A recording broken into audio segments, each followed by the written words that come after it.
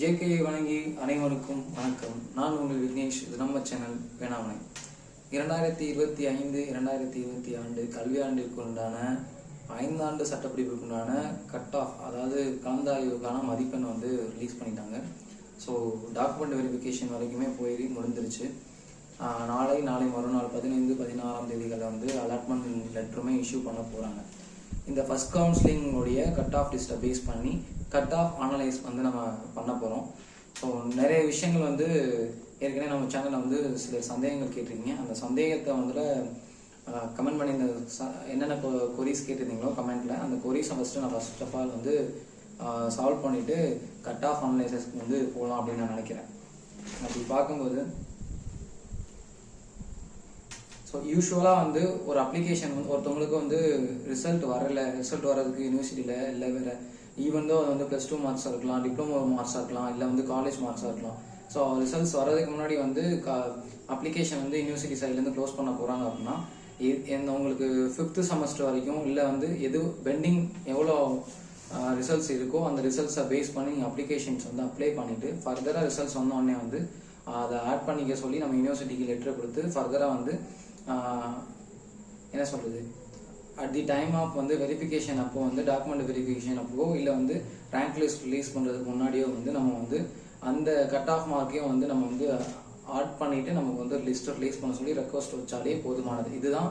So இது வந்து 5 இயர்ஸ்க்கும் இப்படி தான் நடக்கும், 3 இயர்ஸ்க்கும் நடக்கும். ஏன்னா 3 இயர்ஸ்க்கு வந்து நிறைய யூனிவர்சிட்டியில் வந்து ரிசல்ட் வந்து ரிலீஸ் பண்ண மாட்டாங்க. அதுக்குள்ளே வந்து நம்ம TNDA லீவ் வெப்சைட்டில் வந்து அப்ளிகேஷன் வந்து க்ளோஸ் ஆகும். இந்த மாதிரியான சுச்சுவேஷன்ஸ் நடக்கும்போது நீங்கள் 5th செமஸ்டர் மார்க் ஷீட்டை வச்சு பேஸ் பண்ணி நீங்கள் அப்ளிகேஷன் அப்ளை பண்ணால் போதுமானது.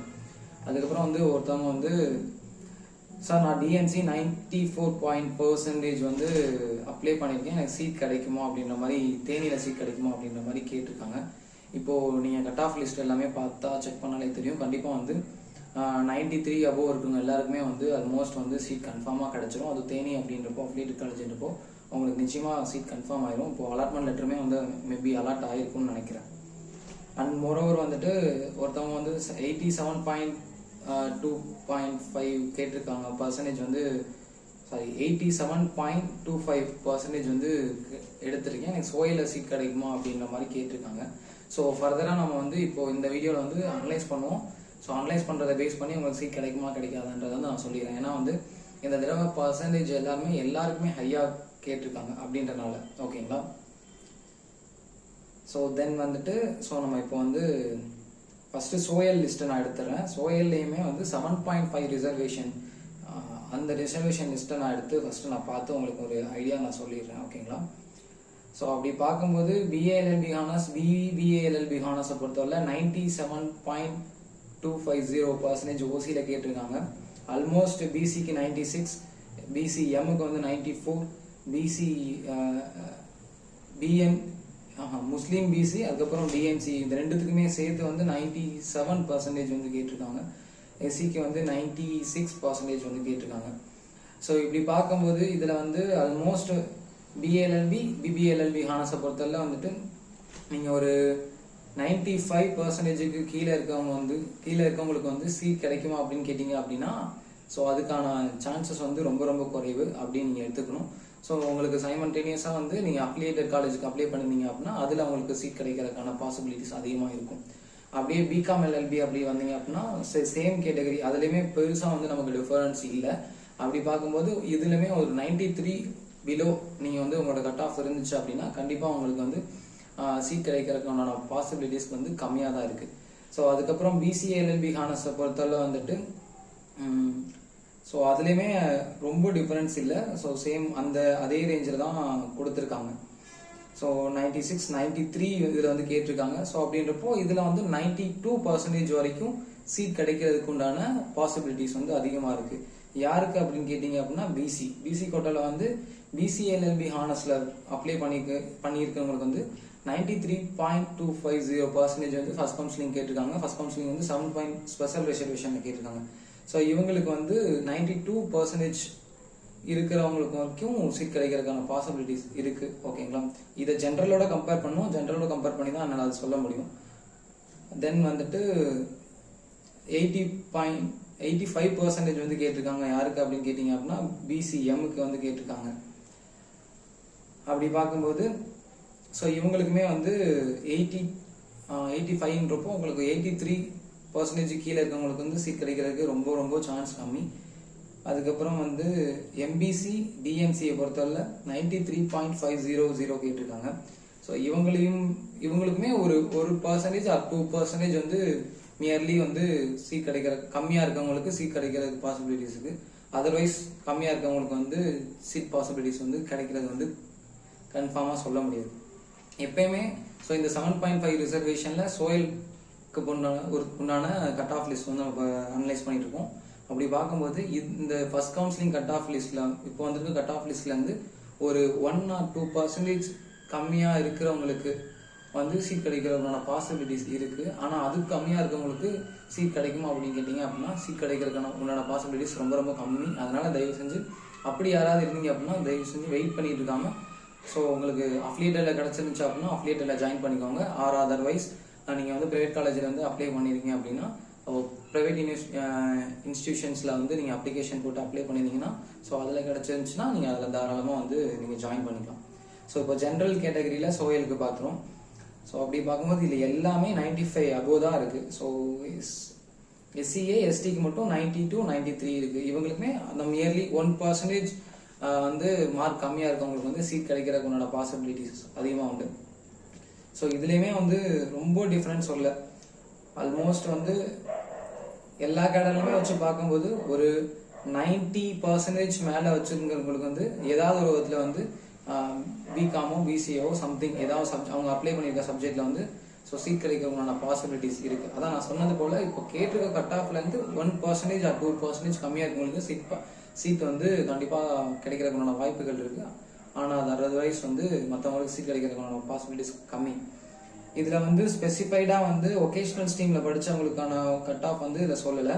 ஸோ அதை வந்து அவங்களோட மெரிட் லிஸ்ட் வெரிஃபிகேஷன் பண்ணி அவங்களே வந்து அலாட் பண்ணுவாங்க. சோயில பொறுத்தவரை இப்போ வந்து நம்ம ஸ்விட்ச் பண்ணிடுவோம். இப்போ அஃபிலியேட்டட் காலேஜுக்கு வந்து 7.5 ரிசர்வேஷன், ஸோ இன்டர்னல் ரிசர்வேஷன் சொல்லுவாங்க.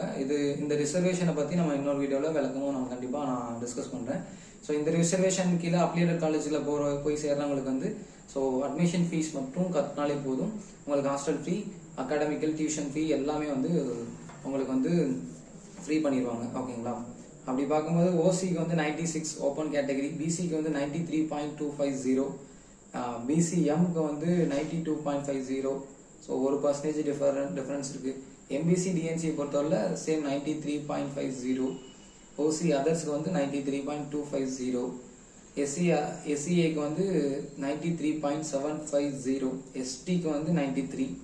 ஸோ இதை வச்சு பார்க்கும்போது ஆல்மோஸ்ட் 7 ரிசர்வேஷன்ல வந்து உங்களுக்கு வந்து 1% கம்மியா இருந்துச்சு அப்படின்னா இல்ல 0.25 அந்த மாதிரி கம்மியா இருந்துச்சுன்னா மேபி சீட் கிடைக்கிறதுக்கான பாசிபிலிட்டிஸ் இருக்கு அஃபிலியேட்டட் காலேஜை பொறுத்தவரை. இது எப்படி அப்படின்னா ஸோ ப்ராப்பரா வந்து கவுன்சிலிங் சிலர் வந்து அப்ளை பண்ணிட்டு வராம இருந்திருப்பாங்க, இல்ல வேற ஏதாவது கோர்சஸோ வந்து வேற ஏதாவது ப்ரொஃபஷனை வந்து அவங்க சூஸ் பண்ணியிருப்பாங்க. அப்படி வந்து யாராவது ஒமிட் பண்ணிட்டு போறவங்களுடைய சீட்ஸ் வந்து இதுல கிடைக்கிறதுக்கான பாசிபிலிட்டிஸ் வந்து ஸோ மார்க் கம்மியாக இருக்கவங்களுக்கு உங்களுக்கு கிடைக்கிறதுக்கு பாசிபிலிட்டிஸ் அதிகமாகவே இருக்கு. ஓகேங்களா? ஸோ ஜென்ரல் அப்படி பார்க்கும்போது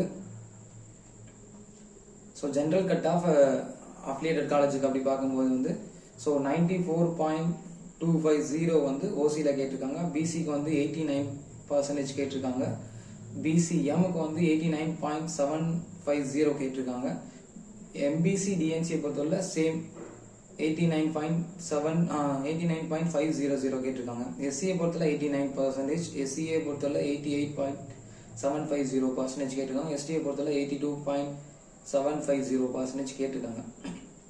ஸோ இதுலேயுமே பார்த்தீங்க அப்படின்னா ஸோ உங்களுக்கு ரொம்ப டிஃபரன்ஸ் இல்லை. வெயிட்டிங் லிஸ்ட்டை பார்த்தாலே உங்களுக்கு தெரியும். ஸோ ஓசி கேட்டகரிக்கு சீட்டே கிடையாது வெயிட்டிங் லிஸ்ட்டில் இல்லை. ஸோ பிசியை பொறுத்தவரை 87.273 அந்த பாயிண்ட் நம்பர்ஸில் வந்து உங்களுக்கு வந்து கால்குலேட் ஆகி போயிட்டு இருக்கு. அப்படி பார்க்கும்போது இதில் வந்து நியர்லி 1% தான் வந்து உங்களுக்கு வந்து வெயிட்டிங் லிஸ்ட்டில் போட்டிருக்காங்க. இந்த வெயிட்டிங் லிஸ்ட்டில் இருக்க பர்சன்டேஜுக்கு மேலே இருக்கிற பர்சன்ஸ்க்கு எல்லாருக்குமே கண்டிப்பான முறையில் வந்து கவர்மெண்ட் சீட் அலாட் ஆகிறதுக்கான வாய்ப்புகள் வந்து அதிகமாக இருக்குது. செகண்ட் கவுன்சிலிங்கில் உங்களுக்கு பாசிபிலிட்டிஸ் வந்து அதிகம். இதுக்கு கம்மியா பிலோவா இருக்கவங்களுக்கு எப்படி சொல்றது, ஒரு 85% கீழே இல்லை 83% கீழே இல்லை 82% கீழே இருக்கவங்களுக்கு வந்து சீட் இந்த வருஷம் கிடைக்குமா அஃபிலியேட்டட் காலேஜில் அப்படின்னு கேட்டிங்க அப்படின்னா வந்துட்டு ஸோ அதுக்கான சான்சஸ் வந்து ரொம்பவே குறைவு. ஓப்பன் அப்பா சொல்லணும் அப்படின்னா ஸோ இவங்களுக்கு எல்லாருமே வந்து இன்னைக்கு தேதி இந்த வருஷத்துலேருந்து பிரைவேட் இன்ஸ்டிடியூஷன்ஸ் வந்து நிறைய அஃபிலியேட்டட் வந்து நம்ம டிஎன்டிஏலு Tamil Nadu doctor Ambedkar law university கீழே நிறைய யூனிவர்சிட்டிஸ் வந்துச்சு. அதில் அவங்களுக்கு மெரிட் பேசிஸில் வந்து சீட் வந்து அலாட் பண்ணுவாங்க. ஸோ அதில் என்ன ஒரு மெரிட்டில் போய் அப்ளிகேஷன் நம்ம யூனிவர்சிட்டி மூலமாக அப்ளை பண்ணி போகிறதுல என்ன பெனிஃபிட் அப்படின்னா, நீங்கள் நார்மலாக அந்த காலேஜஸ்லாம் போய் ஜாயின் பண்ணீங்க அப்படின்னா ஸோ மேனேஜ்மெண்ட் கோட்டாவுக்கு டொனேஷன் கொடுக்கணும். அது போக ஃபீஸ்மே வந்து 1.5 lakhs கிட்ட வந்துடும். 1,50,000 கிட்ட வந்து உங்களுக்கு பர் இயர் ஃபீஸ் கிட்ட வந்துடும். இந்த நம்ம யூனிவர்சிட்டி மூலமாக அப்ளை பண்ணி மெரிட் லிஸ்ட் பேஸ் பண்ணி ஃபில்டர் பண்ணி போகிறவங்களுக்கு வந்து பர் இயர் ஃபீஸ் வந்து 85,000 கிட்ட 85,000 கிட்ட வரும். இந்த ஒரு பெனிஃபிட் வந்து ஸோ இந்த கவுன்சிலிங் மூலமாக போகிறதுல நமக்கு யூஸ்ஃபுல்லாக இருக்கும். அவ்வளோதானே தவிர மற்றபடி ஒன்றும் இல்லை. ஸோ இதுக்கு கம்மியாக அதாவது 82% குறைவாக இருக்கக்கூடிய நபர்கள் எல்லாருக்குமே வந்து கவர்மெண்ட் காலேஜில் சீட் கிடைக்குமா அப்படின்ற கேள்விக்கு வந்து ஸோ நான் ஓப்பன் அப்பா சொல்லணும் அப்படின்னா வாய்ப்புகள் குறைவு தான். அதனால வந்து ஒன்று நீங்கள் ப்ரைவேட் காலேஜில் படிக்கிறதுக்குண்டான சுச்சுவேஷன்ஸை நீங்கள் கிரியேட் பண்ணிக்கோங்க. ஸோ அதுக்கான ஃபீஸ் ஸ்ட்ரக்சர்ஸ் அதுக்கான விஷயங்கள் என்னன்றது பார்த்து அதுக்கு நீங்கள் ப்ரிப்பேர் ஆகிக்கோங்க. அப்படி இல்லைன்ற பட்சத்தில் ஸோ கவர்மெண்ட் சீட் கிடைக்கும் அப்படின்ற ஒரு நம்பிக்கையில் இருக்கவங்க வந்து கட் ஆஃப் கம்மியாக இருந்துச்சுன்னா தயவு செஞ்சு ஒன்று ப்ரைவேட் காலேஜுக்கு போகிற அளவுக்கு உங்களோட மனதை வந்து திடப்படுத்திக்கோங்க. அப்படி இல்லைன்ற பட்சத்தில் நீங்கள் அதர் ப்ரொஃபஷன் வந்து சூஸ் பண்ணுற மாதிரி பார்த்துக்கோங்க. ஏன்னா ஏன் இவ்வளோ தூரம் அதை நான் வந்து கிளியர் கட்டாக சொல்கிறேன் அப்படின்னா, நிறைய பேர் கிடைக்கும்னு சொல்லிட்டு வெயிட் பண்ணிகிட்டே இருப்பாங்க. லாஸ்ட் டைம் வந்து சீட் கிடைக்காம போனோடனே நிறைய பேர் வந்து கொஞ்சம் சிரமப்பட்டுருவாங்க. ஸோ அது அந்த ஒரு பிரச்சனை யாருக்கும் வந்துடக்கூடாதுன்றதுக்காக தான் இவ்வளோ தூரம் தெளிவாக சொல்கிறேன். இதில் வந்து அஃபிலியேட்டட் காலேஜில் பொறுத்தவரை ஒகேஷனல் ஸ்ட்ரீமுக்கு வந்து தனியாக கட் ஆஃப் கொடுத்துருக்காங்க. ஸோ அப்படி பார்க்கும்போது 90.750 வந்து பர்சன்டேஜ் வந்து கேட்டிருக்காங்க ஒகேஷனல் ஸ்ட்ரீமுக்கு. ஸோ இதில் வந்து இவங்களுக்குமே ஸ்பெஷல் ரிசர்வேஷன் மாதிரி தான் வச்சுக்கோங்களேன். ஏன்னா as per GO நம்பர் 418 லா LS டிபார்ட்மெண்ட் டேட்டட் 30/7/2012 இதை பேஸ் பண்ணி 4% ஆஃப் சீட் ஓவரால் சீட்லேருந்து 4% சீட் வந்து ஒகேஷனல் ஸ்ட்ரீமுக்கு வந்து அலோகேட் பண்ணுறாங்க. அப்படி பார்க்கும்போது வந்து ஸோ அவங்க அந்த ஸ்கேலில் போய் அந்த ஒகேஷனல் ஸ்ட்ரீம் பேஸ் பண்ணி அப்ளை பண்ணுறவங்களுக்கு வந்து ஃபர்ஸ்ட் கவுன்சிலிங் கட் ஆஃப் வந்து 90.750% வந்து கேட்டிருக்காங்க. இதுலேயுமே வந்துட்டு உங்களுக்கு 89-88% மேலே இருக்கவங்களுக்கு வந்து சீட் கிடைக்கிறதுக்கான பாசிபிலிட்டிஸ் இருக்கு. இந்த கவுன்சிலிங்ல வரலைனாலும் கூட செகண்ட் கவுன்சிலிங்ல வந்து சீட் கிடைக்கிறதுக்கான பாசிபிலிட்டிஸ் அதிகமாகவே இருக்கு. 89-88க்கு கீழே 89 வச்சுக்கோங்க. 88% கீழே இருக்க மாணவர்களுக்கு வந்து ஒகேஷனல் ஸ்ட்ரீம் மாணவர்களுக்கு வந்து சீட் கிடைக்குமா அப்படின்னு கேட்டால் அதுக்கான சாத்தியக்கூறுகள் வந்து ரொம்ப கம்மியாகவே தான் இருக்கு. அதனால வந்துட்டு ஸோ நீங்களுமே வந்து என்ன பண்ணுறதுன்றது ஒரு டிசிஷன் நீங்கள் எடுத்துக்கோங்க. இந்த வீடியோ உங்களுக்கு எல்லாருமே பயனுள்ளதாக இருக்கும் அப்படின்னு நான் நம்புகிறேன். ஸோ இந்த வீடியோ வந்து லா கோர்ஸ்க்கு வந்து அப்ளை பண்ணியிருக்க எல்லா உங்களுடைய ஃப்ரெண்ட்ஸ்க்கும் ஷேர் பண்ணுங்கள். ஏன்னா எல்லாருமே பேசிக்காக யாருக்கு சீட் கிடைக்கும் கிடைக்காதுன்றது கொஞ்சம் கிளியர் கட்டான ஒரு விஷனுக்கு வந்து கொண்டு போய் சேர்க்கணும் அப்படின்றதான் இந்த வீடியோவுடைய நோக்கம்.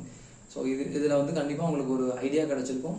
நான் இவ்வளோ பர்சன்டேஜ் வச்சுருக்கேன், எனக்கு சீட் கிடைக்குமா கிடைக்காதுன்ற ஒரு ஐடியா கிடச்சிருக்கும்.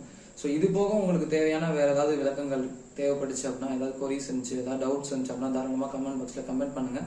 ஸோ தாராளமாக உங்களுக்கு நான் விளக்கம் கொடுக்கறதுக்கு தயாராக இருக்கேன். த்ரூ வீடியோ நம்முடைய பேனாமணி சேனல் மூலமாக நான் வீடியோ மூலமாக உங்களுக்கு வந்து கண்டிப்பாக வந்து ஸோ எல்லா டீட்டெயில்டாக நான் எல்லா விஷயத்தையும் சொல்கிறேன். எனிவே நன்றி, வணக்கம்.